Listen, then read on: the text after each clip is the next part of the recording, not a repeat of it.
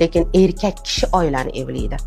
Hech qaysi bir ayol ajrashiy deb turmush qurmaydi o'zi aslida. Endi ba'zi bir qoni buzuq bir ko'chani ayollarini etmasa, ayol kishi doim shu uyim deydi, bola chaqam, ro'zg'orim deydi. Erkak kishi menga ayolim ketib qoldi desa, nimaga ketib qoldi sizni ayolingiz desam, ayolim oilani evlolmadi deydi. Lekin erkak kishi oilani evlaydi.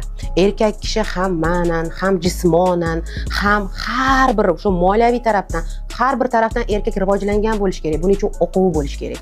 Qaynonani, onasini tarafimi, ayolini tarafimi, ikki yoq tarafi analiz qilib odil bo'la olish kerak erkak kishi.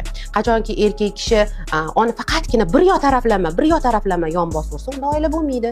Unda men degan ayol ham unga bardosh bera olmaydi. Chunki ayol kishi o'sha erkakka deb keldimi, uyga butun oilasini, ota-onasini tashab keldimi, ana o'sha uyda tub qo'yib palay yozishiga erkak kishi 99% botga hissa qo'shib berish kerak bo'ladi.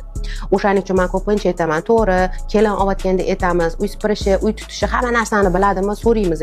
Erkak kishini ko'proq oilaga tayyorlash kerak. Oilani qo'rg'on qilishi, oilani himoya qilishi, har bir narsada oilani birinchi qo'yishi erkak kishiga o'rgatish kerak bo'ladi. Erkak kishi o'zini kuchini urib, dabdala qilib xotiniga ko'rsatib emas, o'zini kuchini ta'minlab qo'yib, uni chiroyli oilani podдержка qilib ko'rsatib berish kerakligida bilish kerak erkaklik kuchini.